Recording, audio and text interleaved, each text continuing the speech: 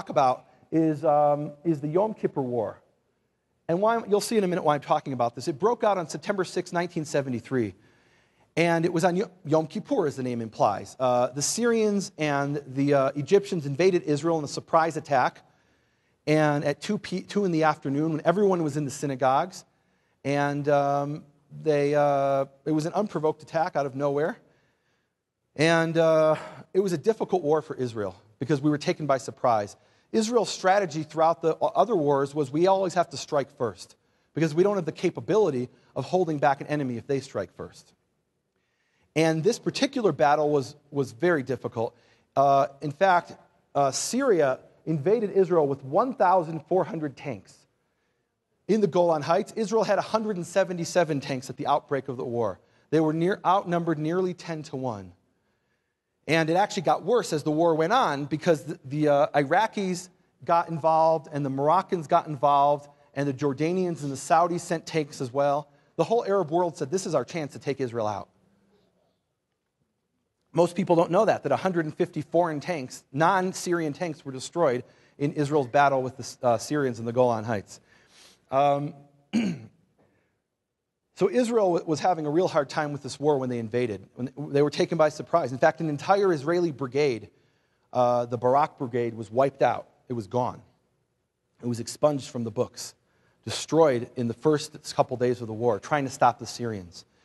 And what the Syrians did is they attacked with a three-pronged attack. They attacked in the north, the south, and the central part of the Golan. And the attacks in the central part and the south of the Golan were successful. They broke through the Israeli lines. By the second day of the war, the Syrian tanks had reached what they call the escarpment. That's the area overlooking the Galilee at the edge of the Golan Heights. And from there was nothing to stop them. I mean, if they had continued, they would have gone all the way to Haifa and Akko without a problem and cut Israel in half, and they would have been in Tel Aviv the next day, and Israel would have ceased to exist. And in fact, the Israelis talk about this, and they talk about this to this day as what they call a milchama kiyumit, an existential war. And what that means is that if the Syrians lost the war, they would be humiliated. If Israel lost the war, Israel would cease to exist. Literally, it would cease to exist. And the question that people have written entire books on this, asking the question, the Syrians broke through in the central part and the southern part of the Golan, and then they stopped. And why? Why did they stop? Why didn't they push through? They were 12 miles away where Israel stores its tactical nuclear weapons. They could have seized those, and that would have been the end. And even if they didn't get those, they could have been in Tel Aviv in a day or two without a problem. There was nothing. Israel didn't have anything to stop them. So why did they stop? And no one knows. That's the real answer. No one knows to this day why they stopped, and people have written entire books. But it seems that one of the reasons they stopped was because of their command structure. With the central part and the southern part going forward, they had to wait for the northern part to catch up. And so the decisive battle was in the northern part of the Golan. And everyone agrees that was the decisive battle. And just to give you some idea of what numbers we're talking about, 1,400 tanks. Like, what is that, 1,400 tanks? I don't know. I'm not a military historian, but look at this. The Nazis invaded the Soviet Union, Operation Barbarossa, with 2,000 tanks across a 900-mile front. The Syrians invaded Israel with 1,400 tanks across a 50-mile front. And this is actually one of the greatest tank battles in history, one of the top 10. When I read about this, I needed to go to the Golan Heights to investigate and find out what was going on. And this is me in the Golan Heights in one of the old, this is actually an old Syrian tank. I believe it's a T-54 or T-55. I could be wrong. But I came to the Golan Heights to find what is going on here. How did Israel hold off 10 times their numbers? How could that possibly have happened? I mean, is this a miracle or is this just a coincidence? Or I don't know. So this is where the major battle took place. In this orchard here, this is a place called the Valley of Tears. Say Valley of Tears. Israel called it the Valley of Tears after the war to describe the tears of the Syrians, because so many Syrians were killed in this valley.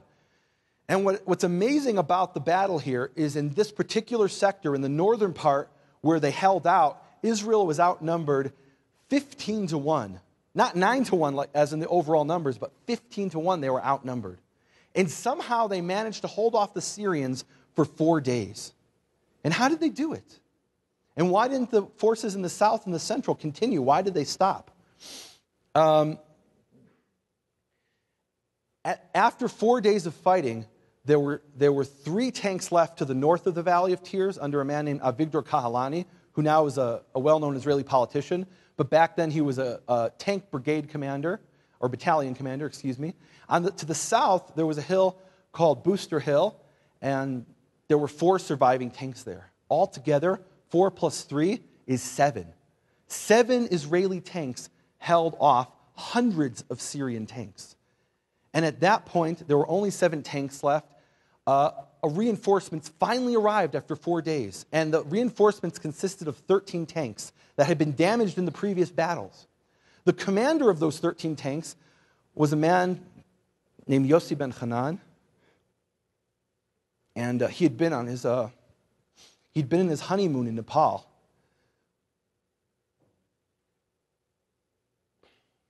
He decided he had to get back to Israel, because if he didn't, it might not be there when his honeymoon was over. And he was essentially right. When he arrived on the scene with his 13 tanks, and he actually didn't even have crews for the tanks when he showed up. He arrived at the airport, bought his own ticket to get back, went straight to the battlefront, put together 13 tanks from repair shops. These had been damaged in previous battles.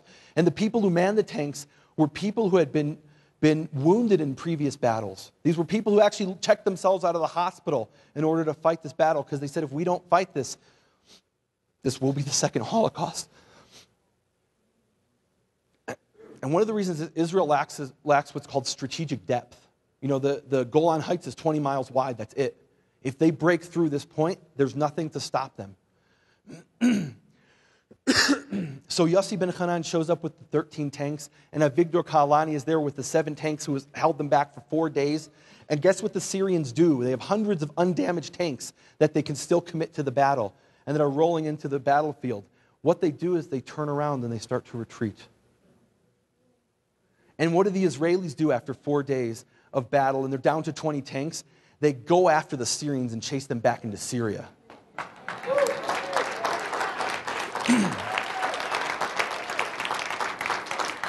Now, do you realize this is literally the fulfillment of biblical prophecy? He talks about in the book of Leviticus how 1 will chase 1,000 and 2 will chase 10,000. That's from Deuteronomy. But there are prophecies about the small numbers chasing the big numbers, and that literally happened here. Now, Keith is all into this thing of numbers. He gets really excited about numbers. And as the Litvak Jew, you got to have some very impressive numbers to impress me, you know, to convince me, because I'm not so big into numbers. I'm very skeptical about that. But the number 7 is definitely a number that I find very interesting. And I think it is interesting that Kahalani had 7 tanks at the end of that battle, that he had started out with something like 43 tanks, but at the end there were only 7 tanks that survived, 3 in the north, 4 in the south. 7 Israeli tanks, if we can see the slide. And they fought against the 7th Syrian Division launched a surprise attack.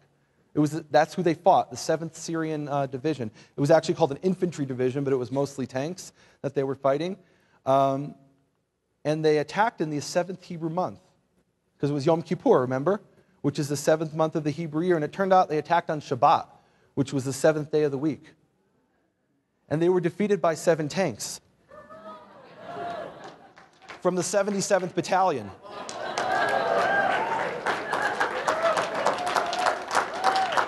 Did I mention it was the 7th Israeli Armored Brigade?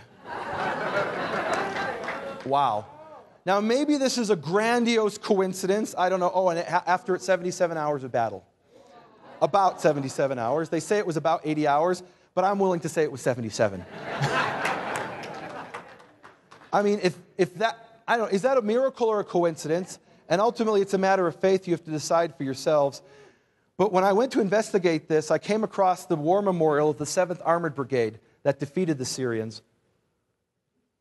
And guess what it says there in Hebrew? This is the motto, it turns out, of the 7th Armored Brigade. It says, Be'esh yavo besufa malkavotav. It's a verse from the book of Isaiah, which says, Behold Yehovah, he comes with fire, and like a tempest his chariots.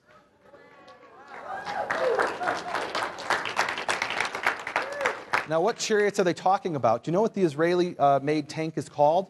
Does anybody know? It's called Merkava, which means chariot.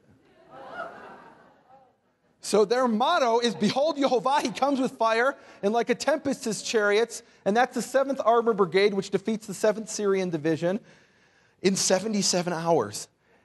I don't know how you can say that's a coincidence. Turns out this is the emblem of the 77th Battalion that held off the Syrians, and there has here a tank in the center, and here is 3 arrows of fire coming out, and it's got an olive branch, because in Israel we don't fight because we love war, we fight because we want peace. And at the bottom of their emblem, this is the unit that held off the Syrians. It says in Hebrew, can somebody read that? It says Oz. Now Oz in Hebrew numbers is Ayin Zion 77, but it also means strength, as in Migdal Oz, the strong tower. So their motto is, Yehovah is coming like a tempest and like a fire his chariots, and their emblem is Oz, the Migdal Oz of Yehovah's strong name, and they defeat the Syrians in this battle that they should not have won by all accounts. Now that still doesn't explain what happened, because you still got to ask, is this a miracle or a coincidence? Because there's really no rational explanation why the Syrians didn't, even if the Syrians had lost that battle up in the north, why didn't they push through in the south and in the central part of Israel, grab the tactical nuclear weapons, and overrun Israel in a matter of a couple of days? There was nothing to stop them. I mean, really, if they had gotten the bridges over the Jordan River, there would be no way to stop them. So why did they stop? As I was investigating this, I came across an Israeli documentary called 0 Hour. And this is actually a documentary, interestingly enough, made by Orthodox Jews. This does not come from the Methodist camp, and it doesn't come from the Karaite camp. It's actually made by Orthodox Jews, and they even talk about these Orthodox yeshivas of what you might call born-again Jews, which are Jews who return to the roots of their own faith, of the Jewish faith, after not being religious for several generations. And let's watch it and see what it says. They have an interesting piece of information here. It's a little clip. The Syrian front opened on a disastrous turnover. Emek HaBacha, the Valley of Tears. Avigdor Kahalani, the Tzvika unit. The Syrians advanced to the mountain line of the Golan Heights, the Bnot Yaakov Bridge. There, they stopped. Why did they stop? Why didn't they continue their attack? The Syrian soldiers have taken along civilian clothes. The Syrians had promised that, God forbid, they would invade the land and take our daughters. Syrian officers told them to take civilian clothes along with them and invade Jaffa, Tel Aviv, Haifa, and Tiberias. But a miracle happened. They stopped in the mountain line of the Golan Heights. Avigdor Kahalani said, I was alone, only 3 tanks, and I stopped 150 Syrian tanks. The war of the Judgment Day, a time when a person is at one with his Creator, a time when God says to his sons, Dear sons, I want to redeem you, a time when they stood in synagogues and yeshivas praying the afternoon prayer, a time of the priestly blessing, for your thoughts are not my thoughts. The Egyptians thought if they attacked Israel on Jom Kippur, they would be victorious. But the complete opposite happened. On Jom Kippur, we were on high alert. Everyone was in the synagogues. War, war shouts in the synagogues. Did we thank our Lord? We began to give thanks. The nation of Israel began to realize their great mistake, and many began to repent and return to their heritage. Or Chaim, Or Sameach, Machon Meir, yeshivas, for those who returned to their heritage. People began to open their eyes and recognize the holy name of God and the war of the Judgment Day.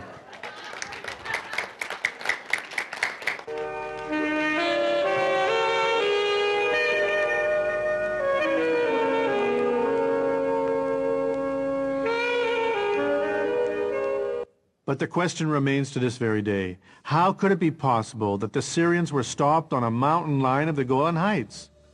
The answer was recorded during an investigation session conducted by the Secret Service while interviewing an officer of the Syrian 9 Division. Why did you stop on the line in the Golan Heights? The officer answers, I'd like to see you cross that Syrian line after seeing a long row of white angels standing on the line and a white hand to the heavens motion to you. Stop, I stopped. Israeli soldiers who saw the Syrians standing scared off. Didn't know.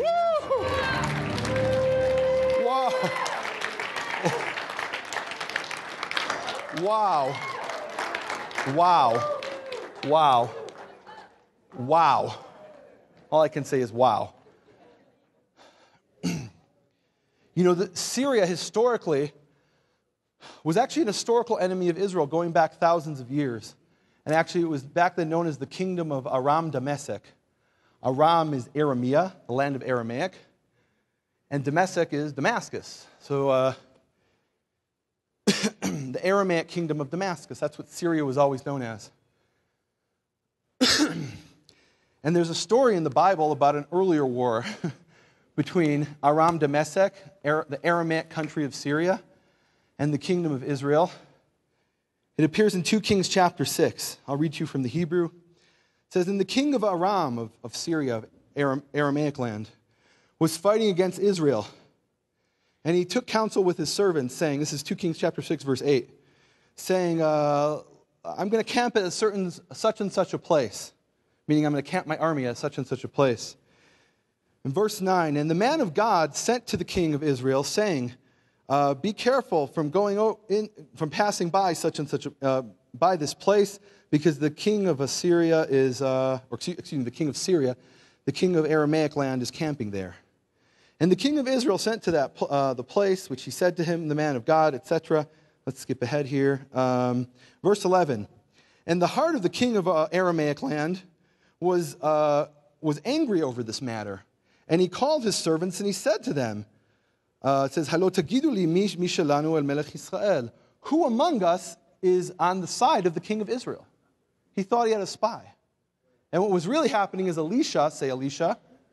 Elisha was the disciple of Elijah. He became the prophet after him. Elisha was sending the king of Israel this information, saying, "Look, I know where the king of Aramaic land is going to be camping. Beware of that spot." And the king of Syria thinks he has a spy among him. How do they know this? In verse 12, "And one of his servants said, 'No, my lord, the king, for Elisha the prophet who is in Israel, he tells the king of Israel the matters that you speak in your inner bedroom.'" He knows the word that you speak in your bedroom.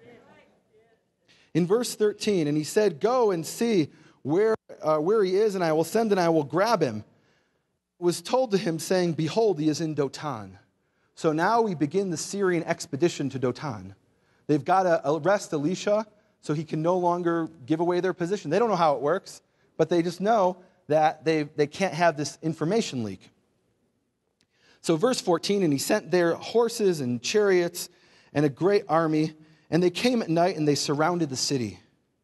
And verse 15, "And the servant of the man of God arose early in the morning, and he went out, and behold, an army was surrounding the city, and horses and chariots. And his servant said to him," "Aha," that's what it says in Hebrew, "Aha, aha, my lord, what are we going to do?" In verse 16, "And he said, 'Do not fear, for there are more with us than there are with them.' And Elisha prayed, and he said, 'Yehovah, open, please, his eyes that he may see.' And Yehovah opened the eyes of the servant, and he saw, and behold, the mountain was full of horses and chariots of fire surrounding Elisha."